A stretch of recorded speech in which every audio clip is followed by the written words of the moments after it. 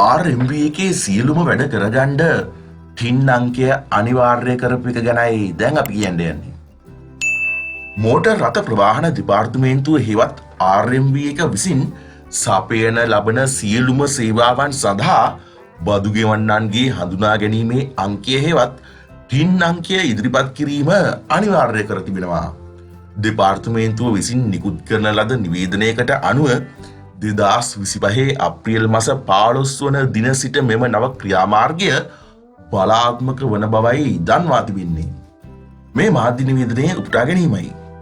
Motor රථ වාහන සම්බන්ධයෙන් සපයන සියලුම සේවාවන් සඳහා ටින් අංකය අනිවාර්ය වේ. මෝටර් රථ ප්‍රවාහන දෙපාර්තමේන්තුව විසින් සිදු කරනු ලබන මෝටර් රථ වාහන සම්බන්ධයෙන් අදාළ සියලු සේවාවන් සඳහා 2025 අප්‍රේල් මාස 15 වන දින සිට ටින් taxpayer identification number අංකය ඉදිරිපත් කිරීම අනිවාර්ය බව මහජනතාව වෙත කාරුණිකව දන්වමි. නිශාන්ත අනුරුද්ධ වීරසිංහ මෝටර් රථ ප්‍රවාහන කොමසාරිස් ජෙනරාල් මෝටර් රථ ප්‍රවාහන දෙපාර්තමේන්තුව මාධ්‍ය නිවේදනයේ උපුටා ගැනීම අවසන්.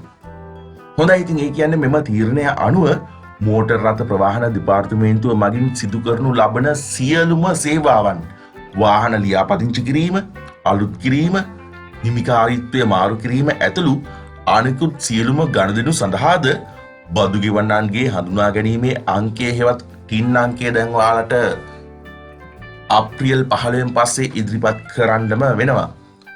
හොඳයි, ඉතින් ඇත්තටම මෙවැනි කාලෝචිත ක්‍රියාමාර්ග ගැන ඔයාලගේ අදහසත් කමෙන්ට් එකක් දාගෙන යන්න.